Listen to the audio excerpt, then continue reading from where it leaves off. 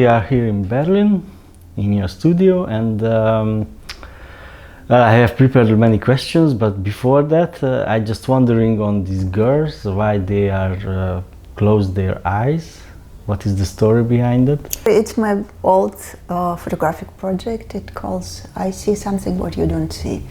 And actually we can see with the closed eyes.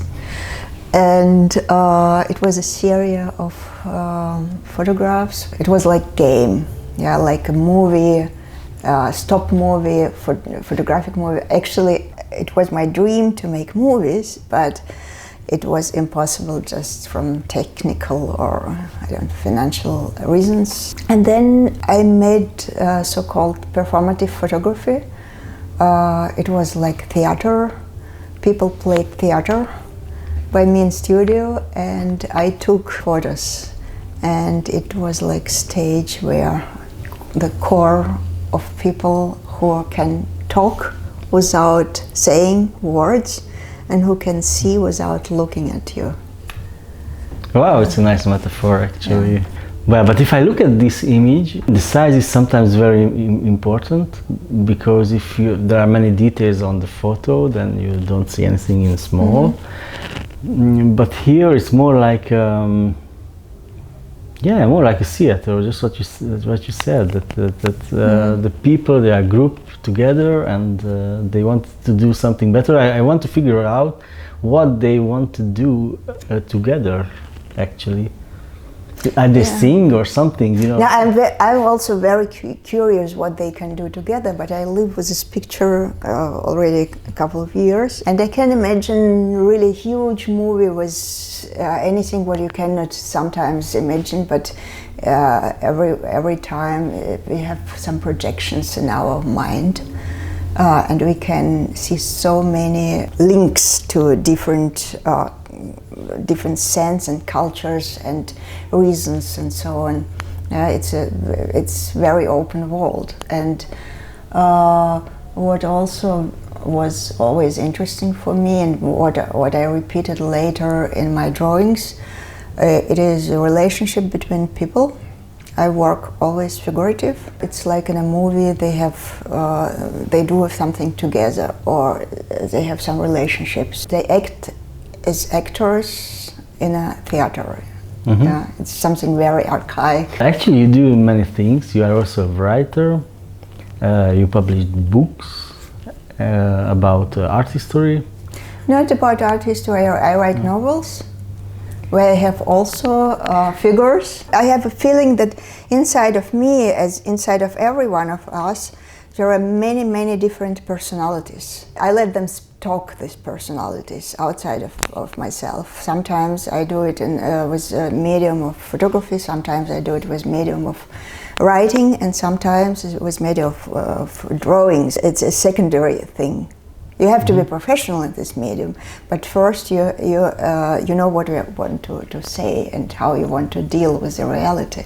So in this way you always have a story to tell? Sometimes I just stop to telling.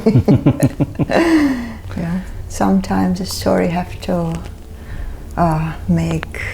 break.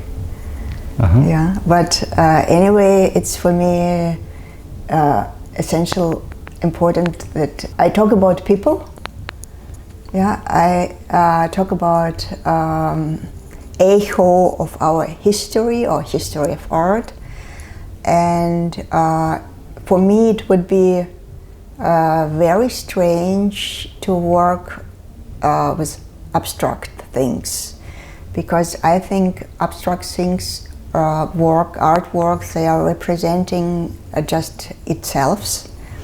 Yeah, and I'm medium, and I represent many, many different things, you know, because abstract artworks, they are things, objects. Doesn't matter what is it, painting or, you know, and you can tell you have a lot of interpretations to them, but actually it's like stay in a dark room and tell some interpretations of everything. Yeah. Maybe that's what I like the most in abstract things, because you can decide if it's a castle or a cat, or Yes, was the story, yes. was the relation between the elements? And Yes, yes, everything? but you have anyway, every artwork is abstraction.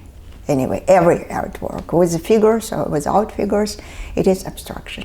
Well, what I see here is that you like pretty much the face.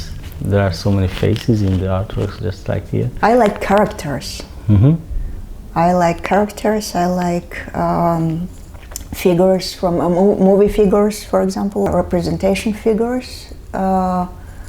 where you can recognize something what you can catch in your own culture. Sometimes people look at pictures and drawings and tell, oh, I know this face. Who is it? I don't know. It is someone who we know from our past. It's our memory, you know, because faces and characters are repeating itself, and I think it's for me it's most interesting to work with this psychological relationship with the world, and also at one point I was very interested for the crowd, for the dynamic of crowd, not just of two figures or two persons. I began to make works where the face is disappearing in the crowd, where our personality is zero. That reminds me, your book recently came out. The title, I have to cheat, is Bubush. Actually, it's won a literature prize, St. Petersburg Yeah, Literature Prize. it will come in Germany and in Italy. Tell me a little bit about the story, I mean the characters. It's very intense story, and actually I like intensity in art. It's a story about trauma. Yeah, but I don't want to tell about it. It's a novel. It's a novel, it's a story. It's a story about insanity and trauma, and about how it's possible to live with trauma in a very magic world, because I think world is a big miracle, and we live in this miracle every day, and it's incredible. We have just to take it. It's a gift. I just read that you lived in New York as well. Yeah.